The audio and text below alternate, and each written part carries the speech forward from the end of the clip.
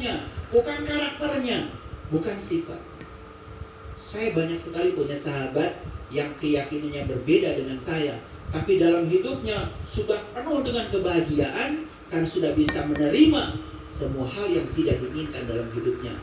Bahkan dia bisa merayakan semua hal yang tidak diinginkan seperti dia menerima hal yang dia inginkan. Itu muslim. Cirinya apa? Wajahnya itu bersinar, ringan kalau bicara. Iya. Beda kan kalau orang yang berat, punya uang 100 juta dipinjemin 100 ribu saja. Oh, saya baru kemarin beli tanah 100 juta. Sombongnya tetap aja, minjemin kagak. Karena baru beli tanah 100 juta. Padahal pinjamnya cuma 100 ribu. Giliran dipinjamkan 100 ribu, waduh, 3 hari janji gak ngasih. Udah ditelepon 2 hari sebelum janji itu tiba. Pusing gak orang kayak gitu? Kira-kira itu 10% atau 90% kayak gitu? Seperti siapa? Selalu ada pertanyaan, seperti siapa ya hari ini?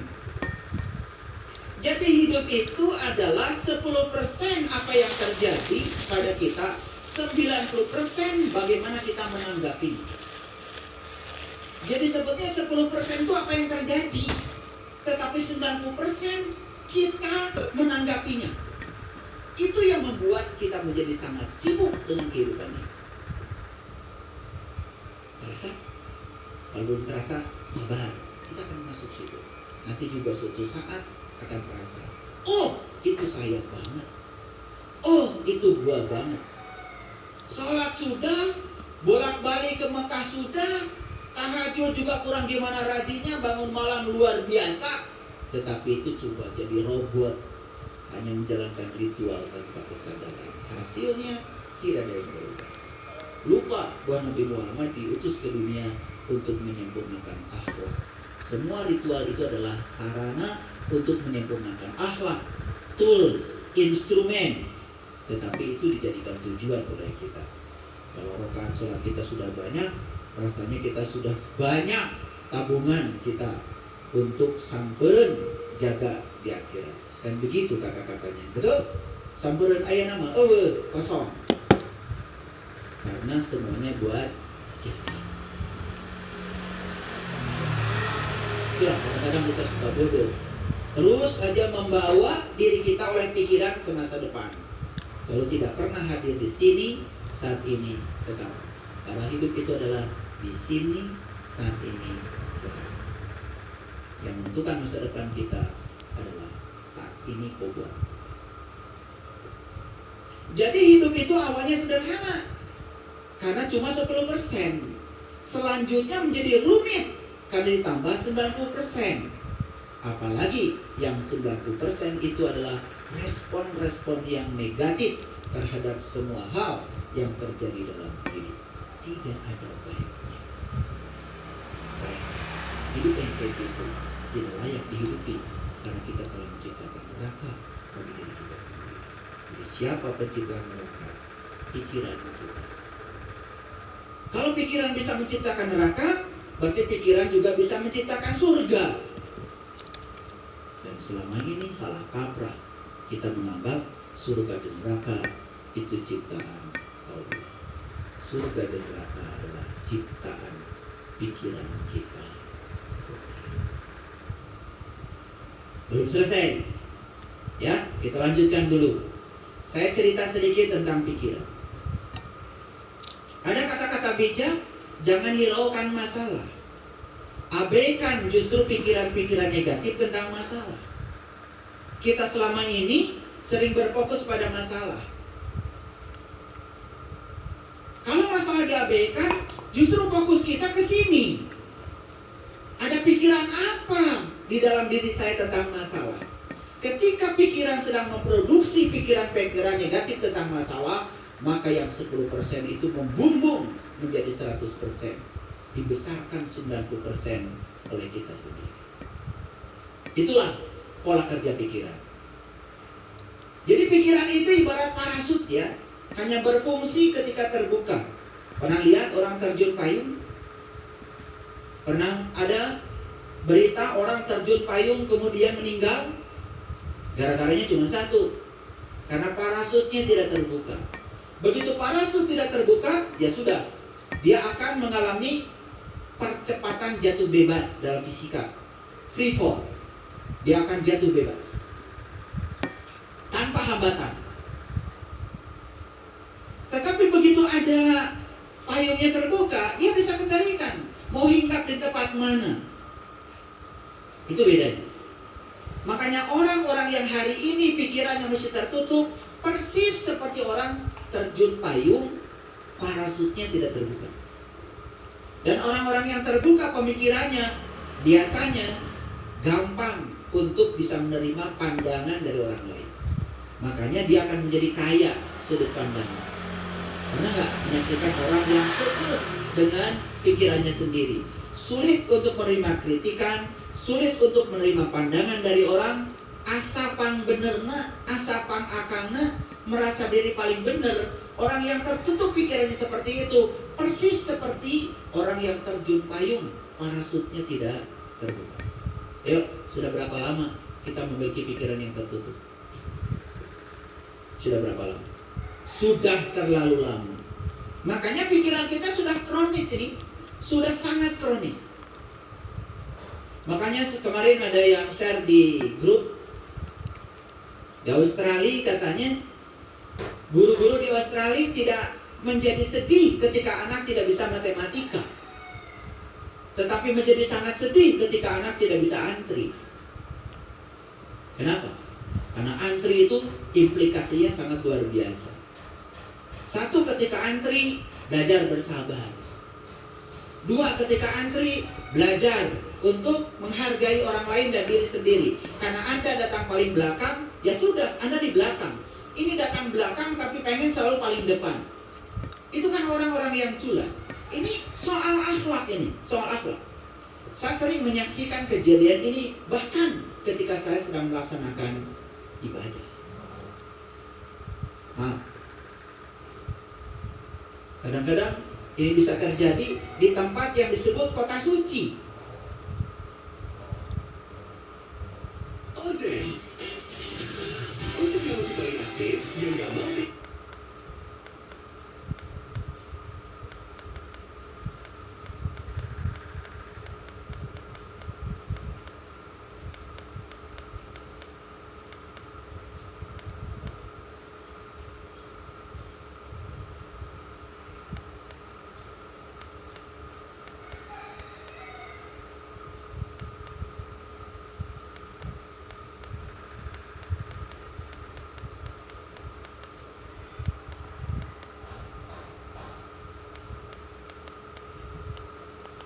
seru, kasih alergimu dengan Ozen. Obat alergi gratis yang cepat meredakan alergimu. Ozen, obatnya orang Indonesia dari Faras. Terbang dulu di atas Bali, cakep, mirip sama iPhone 17 Pro.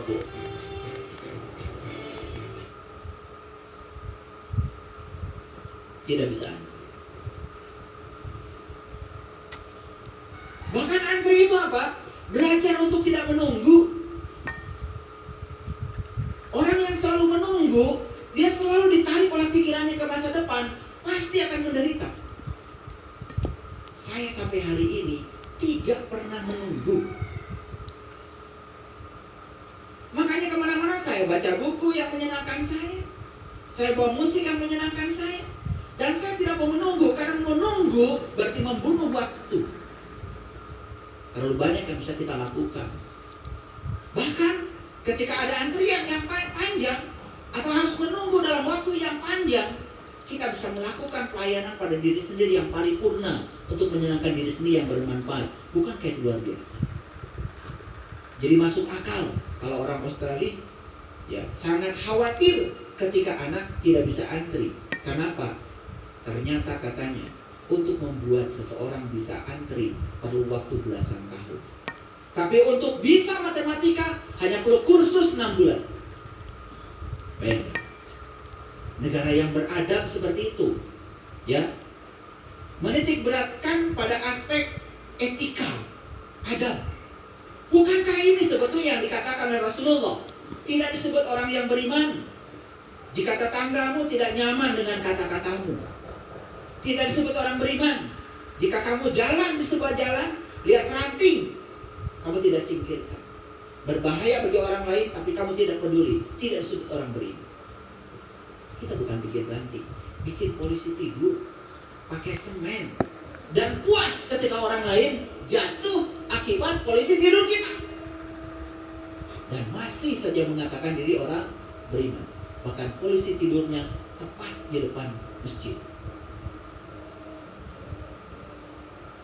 Luar biasa? Siapa yang luar biasa? Kita. Lu kali, gua kagak. Awas, jangan pengen kita terus. Kita ini susah sekali bilang saya. Ini kebiasaan, pengen bareng-bareng. Saya sering tanya, siapa yang begitu? Kita. Loh, kita. Lu aja kali, gua kagak. Jadi untuk bilang saya itu, ini karakter. Ini kebiasaan tidak mau bertanggung jawab. Jadi inginnya rame-rame. Ini karakter. Ini saya bicara karakter, karena judulnya ini soal karakter. Nanti kita akan pakai ayat supaya jelas. Baik, lanjutkan dulu. Ketika pikiran diam, seluruh alam semesta akan menyerah. Maka ada kata-kata, jika kamu mengangkat tangan, maka Allah akan turun tangan. Dan jika kamu turun tangan, Allah akan angkat tangan. Ini kata-kata yang luar biasa. Cuman implementasinya kadang-kadang nggak ngerti. Jika pikiran diam, seluruh alam semesta akan menyerah. Maka belajar mendiamkan pikiran. Gimana caranya? Itulah pentingnya meditasi. Alergi dengan meditasi, ganti muraqabah ke, muhasabah ke, pakai biar aram. Tapi intinya adalah belajar menyadari bahwa pikiran bukan diri kita. Belajar menyadari bahwa tubuh bukan diri kita. Diri kita yang sebenarnya adalah sang kesadaran pengamat bagi pikiran. Gak akan larut kalau begitu. Yang melakukan yang begini kebanyakan justru orang lain, bukan kita. Padahal ini ajaran Islam luar biasa. Quran mengajarkan kita untuk belajar muraqabah, muhasabah, musyahadah, mukasyafah. Ini ajaran Islam. Tetapi implementasinya kita nggak ngerti. Coba kalau ditanya gimana cara mendiamkan pikiran, banyak yang belum tahu.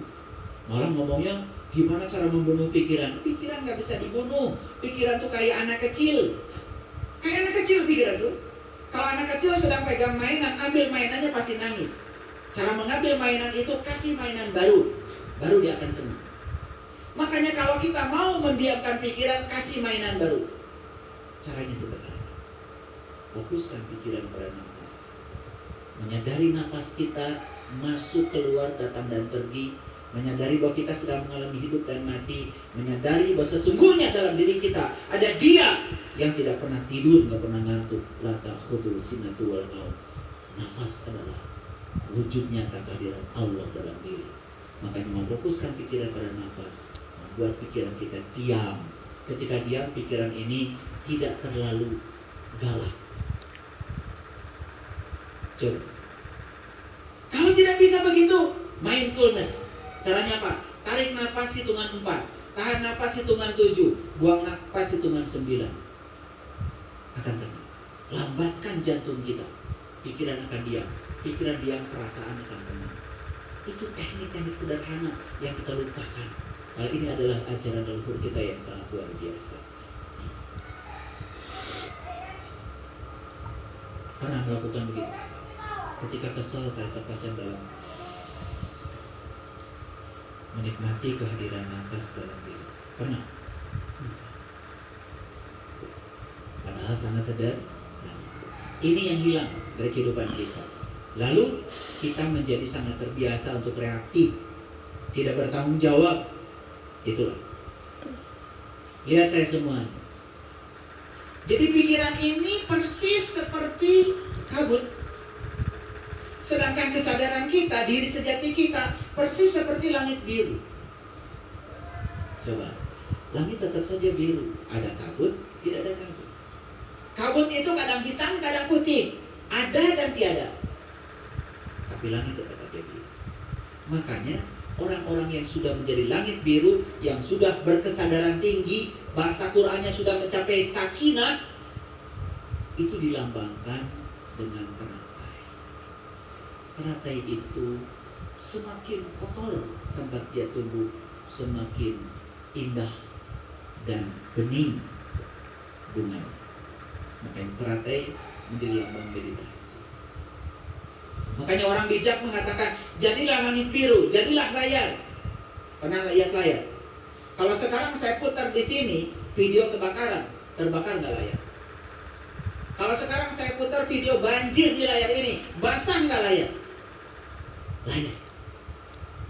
Ada video kebakaran tidak terbakar, ada video banjir tidak basah, layar. Sudah bisa begitu. Kebanjiran kalian mah basah, ada kebakaran gosong. Kapan mau bahagia kalau begitu? Ini namanya belum mencapai sakinah. Tapi ngomong sakinah udah pinter ya.